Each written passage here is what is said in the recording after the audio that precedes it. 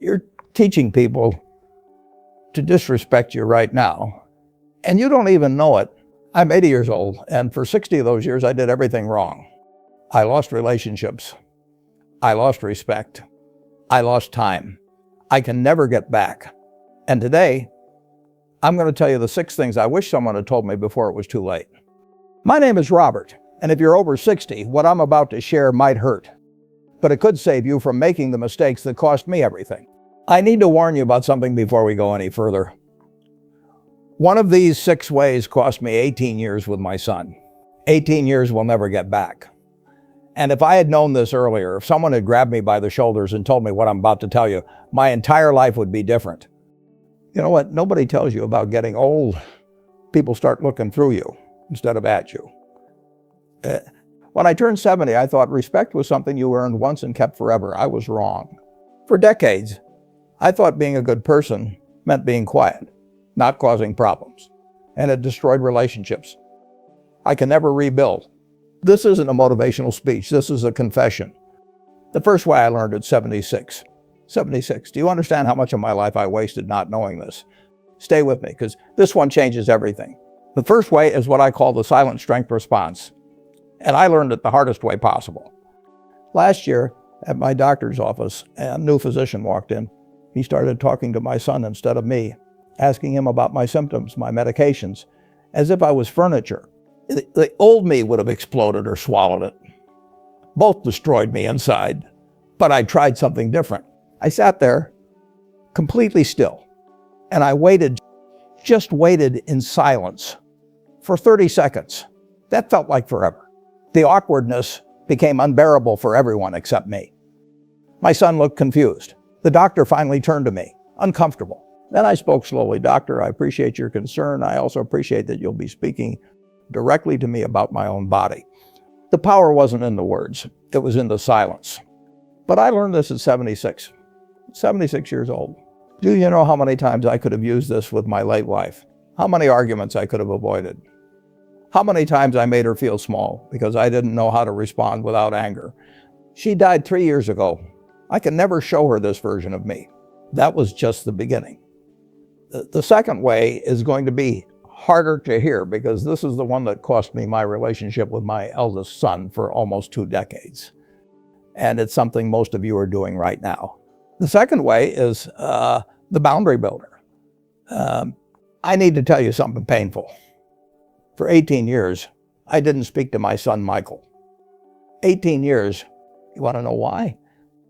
Because I never learned to set boundaries. I let small disrespects build up until they became a mountain of resentment. And then one day that mountain exploded. Michael would make jokes about my age, about my outdated views, about how I didn't understand the modern world. Small cuts over and over. And I never said anything. I thought being a good father meant taking it, not making waves, being the bigger person.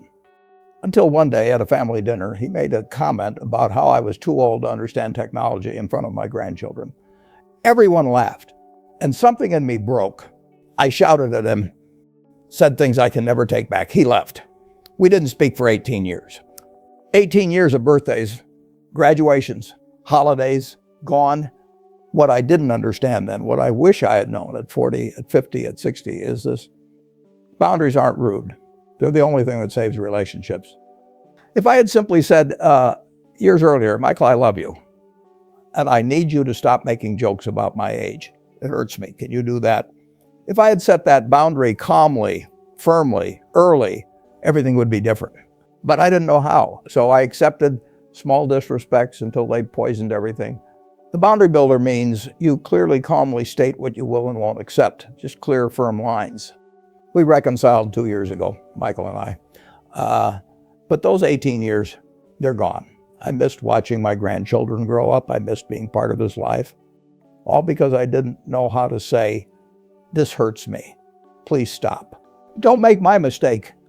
Set boundaries before resentment builds a wall you can't climb. Those first 2 strategies require you to engage.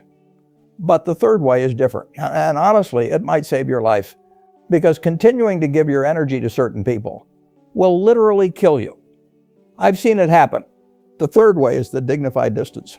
My best friend, we did everything together for decades, but around 75, every conversation became about how lucky I was, how I had it easy. This from someone who knew about my struggles. For 2 years, I kept showing up. My blood pressure went through the roof.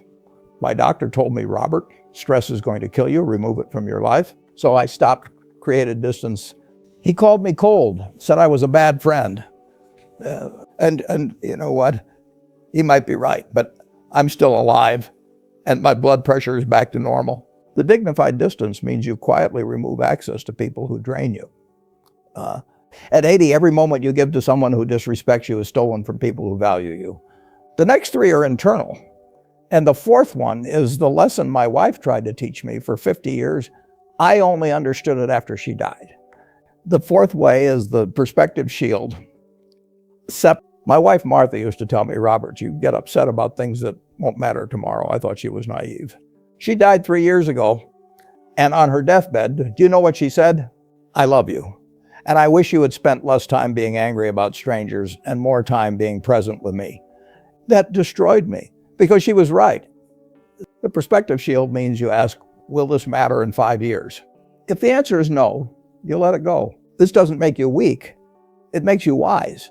But I learned this lesson after Martha died, after 50 years of letting small things steal my attention from the woman I loved. Don't wait until someone dies to learn what matters. The fifth way is the foundation of everything. And I'm going to be honest with you, I didn't truly understand this until I was 79 years old. 79.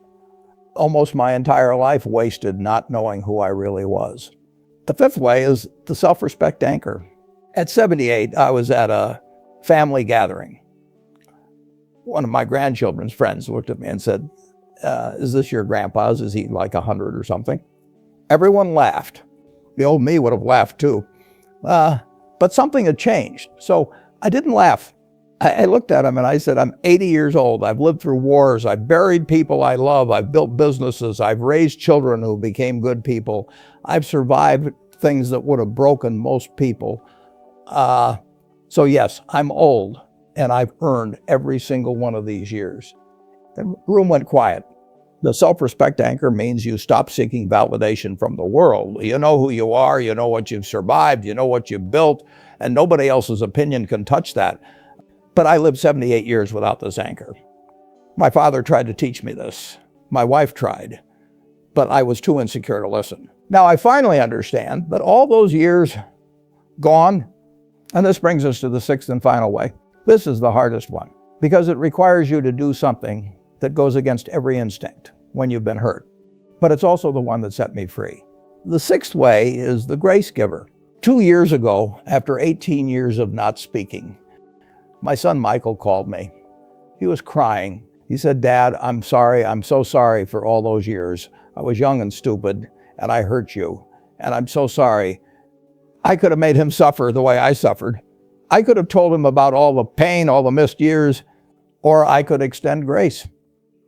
And I said, Michael, I forgive you. Come home. I forgive you. Come home. We can't get those 18 years back, but we have now, and that's because I chose grace. The grace giver doesn't mean you're weak. It means that after you've set boundaries, protected yourself, anchored in your worth, you have the strength to offer grace when it's deserved. I wasted 18 years holding on to anger, all because I didn't know how to forgive. I'm 80 years old. I learned most of these in my 70s. I wasted decades not knowing them. My wife is gone. I missed 18 years with my son. I spent a lifetime seeking validation from people who didn't matter, but you still have time. Don't wait until you're 80 to figure out what I'm telling you at 80. Don't make my mistakes. Don't waste yours. If this hits you hard, leave a comment. Tell me which strategy you're going to use today.